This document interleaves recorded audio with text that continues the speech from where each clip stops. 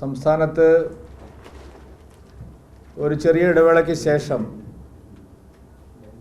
സഹകരണ മേഖലയിലെ കൊള്ളയും സഹകരണ രംഗത്തെ രാഷ്ട്രീയ അതിപ്രസരവും പാവപ്പെട്ടവരെ വീണ്ടും ദുരിതത്തിലാക്കുന്ന വാർത്തകൾ പുറത്തു വന്നുകൊണ്ടിരിക്കുകയാണ്. കട്ടപ്പനയിൽ ഒരു പാവപ്പെട്ട നിക്ഷേപകൻ തൻ്റെ സമ്പാദ്യമെല്ലാം എടുത്ത് സഹകരണ ബാങ്കിൽ നിക്ഷേപിച്ചതിൻ്റെ പേരിൽ ഇപ്പോൾ ആ സഹകരണ ബാങ്കിൻ്റെ മുമ്പിൽ തന്നെ ആത്മഹത്യ ചെയ്യേണ്ട സ്ഥിതി വന്നു. ഗൗരവമേറിയ പ്രശ്നങ്ങളാണ് കട്ടപ്പനയിലെ സഹകാരിയുടെ ആത്മഹത്യയുമായി ബന്ധപ്പെട്ട് ഇപ്പോൾ പുറത്തു വന്നുകൊണ്ടിരിക്കുന്നത്. തൻ്റെ സമ്പാദ്യത്തിൽ നിന്നുള്ള മുഴുവൻ തുകയും ബാങ്കിലടച്ച സഹകാരി ഭാര്യയുടെയും സഹോദരിയുടെയും ചികിത്സയ്ക്കുള്ള ചെലവ് ചോദിച്ച് പണം പിൻവലിക്കാൻ ചെന്നപ്പോഴാണ് അദ്ദേഹത്തിന് അവിടെ നിന്ന് ദേഹോപദ്രവം ഏൽക്കുകയും പിന്നീട് പാർട്ടി നേതാക്കളുടെ വലിയ ഭീഷണി നേരിടുകയും വന്നത്. വളരെ വ്യക്തമായ ഒരു ആത്മഹത്യാക്കുറിപ്പ് എഴുതി വെച്ചുകൊണ്ടാണ് അദ്ദേഹം ആത്മഹത്യ ചെയ്തത്. തൻ്റെ മരണത്തിന് ഉത്തരവാദി ഇന്ന ഇന്ന ആൾക്കാരാണ്, ബാങ്കിലെ ഇന്ന ഇന്ന ആൾക്കാരാണ് എന്ന് കൃത്യമായി പറഞ്ഞുകൊണ്ടാണ് അവിടെ ആത്മഹത്യ നടന്നിരിക്കുന്നത്. മാത്രമല്ല, പിന്നീട് മനസ്സിലായി CPMൻ്റെ ഒരു ഉന്നത നേതാവ് അതിഭീകരമായ തോതിൽ അദ്ദേഹത്തെ ഭീഷണിപ്പെടുത്തിയതായിട്ടുള്ള വിവരങ്ങളും പുറത്തു വന്നു. പക്ഷേ കേസ് അന്വേഷിക്കുന്ന പോലീസ് പ്രശ്നത്തിൽ ഉൾപ്പെട്ടത് ഉന്നതരായിട്ടുള്ള CPM നേതാക്കളായതുകൊണ്ട് ആ കേസ് അന്വേഷണം അട്ടിമറിക്കുക. കണ്ണൂരിൽ ADM നവീൻ ബാബുവിൻ്റെ മരണം എങ്ങനെയാണോ തേച്ചുമാച്ച് കളയാൻ പോലീസ് ശ്രമിച്ചത്, അതുപോലെയാണ് കട്ടപ്പനയിൽ ഇപ്പോൾ സംഭവിച്ചുകൊണ്ടിരിക്കുന്നത്. ആത്മഹത്യാക്കുറിപ്പിൽ പറഞ്ഞിരിക്കുന്ന വ്യക്തികളെ, ഭീഷണിപ്പെടുത്തിയ ആളുകളെ, ഇതിന് പിന്നിലുള്ള ഗൂഢാലോചനക്കാരെ ഒന്നും തന്നെ നിയമത്തിന് മുമ്പിൽ കൊണ്ടുവരാൻ പോലീസിന് താല്പര്യമില്ല എന്നുള്ളതാണ് കാണിക്കുന്നത്. മാത്രമല്ല, ആ സഹകരണ സ്ഥാപനം നിറയെ കൊള്ളയാണ്. അവിടെ നിക്ഷേപിക്കുന്ന പണം വകമാറ്റി ചെലവഴിക്കുന്നു. നാം തൃശ്ശൂർ ജില്ലയിലെ കരുവന്നൂരിലും തൃശ്ശൂർ സർവീസ് കോഓപ്പറേറ്റീവ് ബാങ്കിലും എല്ലാം കണ്ട അതേ അഴിമതി തന്നെയാണ് CPM നിയന്ത്രണത്തിലുള്ള കട്ടപ്പനയിലെ ബാങ്കിലും നാം കണ്ടത്. കരുവന്നൂരിലും തൃശ്ശൂർ സഹകരണ ബാങ്കിലും കണ്ടലയിലും മാവേലിക്കരയിലും പുൽപ്പള്ളിയിലും സംസ്ഥാനത്ത് മുഴുവൻ നടന്ന സഹകരണ കൊള്ളയുടെ മറ്റൊരു പതിപ്പ് തന്നെയാണ് കട്ടപ്പനയിലും ഉണ്ടായിരിക്കുന്നത്. ഇത്രയധികം രൂക്ഷമായ പ്രതിസന്ധി സഹകരണ മേഖലയിൽ ഉണ്ടായിട്ടും, വലിയ തോതിൽ അഴിമതികൾ പുറത്തു വന്നിട്ടും, വലിയ കള്ളപ്പണ നിക്ഷേപത്തെക്കുറിച്ചുള്ള വാർത്തകൾ പുറത്തു വന്നിട്ടും, സഹകാരികളുടെ പണവും ആധാരവും എടുത്ത് മറ്റാവശ്യങ്ങൾക്ക് വേണ്ടി ചെലവഴിച്ച് അവിടെ അഴിമതി നടന്നിട്ടും സഹകരണ മേഖലയെ രക്ഷിക്കാനോ ശുദ്ധീകരിക്കാനുള്ള ഒരു നടപടിയും സ്റ്റേറ്റ് ഗവൺമെൻറ്റിൻ്റെ ഭാഗത്തുനിന്നില്ല. അതിന് കാരണം ഈ കേസുകളിലെല്ലാം ഉൾപ്പെട്ടിരിക്കുന്നത് ഉന്നതരായിട്ടുള്ള പാർട്ടി നേതാക്കളാണ് എന്നുള്ളതുകൊണ്ട്.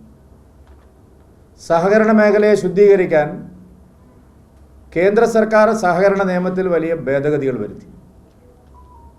കേന്ദ്ര ഗവൺമെൻറ് പുതിയ കോഓപ്പറേറ്റീവ് മിനിസ്ട്രി രൂപീകരിച്ചുകൊണ്ട് ശ്രീ അമിത്ഷാ തന്നെ ആ ചുമതല ഏറ്റെടുത്തുകൊണ്ട് സഹകരണ രംഗത്ത് വലിയ പരിഷ്കാരങ്ങൾ കൊണ്ടുവരികയാണ്. സുതാര്യത, സത്യസന്ധത, സഹകാരികൾക്ക് കൂടുതൽ പ്രയോജനകരമായിട്ടുള്ള ട്രാൻസ്പെറൻ്റ് ആയിട്ടുള്ള നിയമങ്ങളെല്ലാം കൊണ്ടുവന്നപ്പോൾ കേരളം മാത്രമാണ് അതിനെ എതിരായിട്ടുള്ള ഒരു നിലപാട് സ്വീകരിച്ചുകൊണ്ട് കേരളത്തിലെ LDFും UDFും കേന്ദ്ര സർക്കാർ സഹകരണ മേഖലയുടെ കഴുത്ത് ഞെരിച്ചു കൊല്ലുന്നു എന്നുള്ള ഒരു വ്യാജ പ്രചരണം നടത്തി കേരളത്തിലെ സഹകരണ രംഗത്തെ കള്ളപ്പണക്കാരെ മുഴുവൻ സംരക്ഷിക്കാൻ രംഗത്തിറങ്ങിയിരിക്കും. അതുകൊണ്ട് ഈ കട്ടപ്പന സംഭവത്തിൻ്റെ പശ്ചാത്തലത്തിൽ കൂടുതൽ സഹകരണ മേഖലയിലെ പ്രക്ഷോഭങ്ങളും പ്രചാരണങ്ങളും ഏറ്റെടുത്ത് മുന്നോട്ട് കൊണ്ടുപോകാൻ കരുവന്നൂർ മോഡൽ സമരം, കണ്ടല മോഡൽ സമരം, മാവേലിക്കര മോഡൽ സമരം, പുൽപ്പള്ളി മോഡൽ സമരം സംസ്ഥാനത്തെ മറ്റ് ഇടങ്ങളിലേക്കും കൂടുതൽ ശക്തമായിട്ട് വ്യാപിപ്പിക്കണം എന്നാണ് ഭാരതീയ ജനതാ പാർട്ടി ആലോചിക്കുന്നത്. ഈ രംഗത്ത് കുറച്ചുകൂടി സഹകാരികളെ രക്ഷിക്കാൻ, സഹകരണ മേഖലയെ ശുദ്ധീകരിക്കാൻ സഹകരണ പ്രസ്ഥാനങ്ങളുടെ നിലനിൽപ്പ് ചോദ്യം ചെയ്യപ്പെടാതിരിക്കാൻ. കാരണം ഈ ആത്യന്തികമായി ഈ പ്രശ്നങ്ങളെല്ലാം കേരളത്തിലെ സഹകരണ രംഗത്തെ പ്രതികൂലമായിട്ട് ബാധിക്കുക. അപ്പോൾ അതിനെ ബാധിക്കാതിരിക്കാൻ വേണ്ടിയിട്ടുള്ള വലിയ പ്രചാരണവും കേന്ദ്ര സഹകരണ നിയമങ്ങൾ സംസ്ഥാനത്ത് ശക്തമാക്കുന്നതിന് ആവശ്യമായിട്ടുള്ള നടപടികളിലേക്കും പോകണമെന്നാണ് പാർട്ടി ആലോചിക്കുന്നത്. കേരളത്തിൽ വലിയ തോതിലുള്ള കേന്ദ്ര സഹായം എല്ലാ മേഖലകളിലും, സഹകരണ മേഖല ഉൾപ്പെടെ എല്ലാ മേഖലകളിലും ലഭിച്ചുകൊണ്ടിരിക്കുകയാണ്. ഇപ്പം ഇന്നലെ 405 കോടി രൂപയാണ് കേരളത്തിലെ ഉന്നത വിദ്യാഭ്യാസത്തിന് വേണ്ടിയിട്ട് കേന്ദ്ര സർക്കാർ കേരളത്തിന് നൽകിയിരിക്കുന്നത്. പ്രധാനപ്പെട്ട സർവകലാശാലകൾ, വിദ്യാഭ്യാസ സ്ഥാപനങ്ങൾ, ഇവിടെയെല്ലാം വിദ്യാഭ്യാസത്തിൻ്റെ മൂല്യം വർദ്ധിപ്പിക്കുന്നതിനും അടിസ്ഥാന സൗകര്യങ്ങൾ വികസിപ്പിക്കുന്നതിനും വേണ്ടിയിട്ടുള്ള 405 കോടി രൂപയുടെ ധനസഹായം ഒറ്റയടിക്ക് കേന്ദ്ര സർക്കാർ കേരളത്തിന് നൽകിയിരിക്കുന്നു. സ്വാതന്ത്ര്യാനന്തര ചരിത്രത്തിൽ ഇന്നേ വരെ ഒരു കേന്ദ്ര സർക്കാരോ കേരളത്തിൻ്റെ വിദ്യാഭ്യാസ മേഖലയ്ക്ക്, പ്രത്യേകിച്ച് ഉന്നത വിദ്യാഭ്യാസ രംഗത്തിന് ഒറ്റയടിക്ക് ഇത്രയധികം തുക ഒരുമിച്ച് നൽകിയ ഒരു കാലം ഉണ്ടായിട്ടില്ല. യഥാർത്ഥത്തിൽ ഇത് നമുക്ക് നേരത്തെ ലഭിക്കേണ്ടതായിരുന്നു. പക്ഷേ ദേശീയ വിദ്യാഭ്യാസ നയം നടപ്പാക്കുന്നതിൽ കേരള സർക്കാർ കാണിച്ച അലംഭാവവും താല്പര്യക്കുറവും അതിനെതിരായിട്ടുള്ള നിഷേധാത്മകമായ നിലപാടുമാണ് കേരളത്തിന് പല കാര്യങ്ങളും ലഭിക്കാതെ പോകുന്നതിനുള്ള ഒരു കാരണം. ദേശീയ വിദ്യാഭ്യാസ നയം എന്ന് പറയുമ്പോൾ അതെന്തോ BJPയുടെ അജണ്ടയാണ് എന്നുള്ള ഒരു വ്യാജ പ്രചരണം കുറച്ച് കാലമായിട്ട് ഇവിടെ നടന്നുകൊണ്ടിരിക്കുക. എന്നാൽ എല്ലാ സംസ്ഥാനങ്ങളും NEP-യിലെ വളരെ പുരോഗമനപരമായിട്ടുള്ള, വളരെ അടിസ്ഥാനപരമായിട്ടുള്ള കാര്യങ്ങളെല്ലാം നടപ്പാക്കുന്നതിൽ ഊർജ്ജസ്വലമായിട്ട് എല്ലാ സംസ്ഥാനങ്ങളും ഇടപെടുകയാണ്. എക്സെപ്റ്റ് കേരളം NEP-ക്കെതിരായിട്ടുള്ള വലിയൊരു കള്ളപ്രചരണം ഇവിടെ നടത്തി. അതിൻ്റെ ഫലമായിട്ട് പല കാര്യങ്ങളിൽ നമുക്ക് പരിഷ്കാരങ്ങൾ കൊണ്ടുവരാൻ കഴിഞ്ഞില്ല.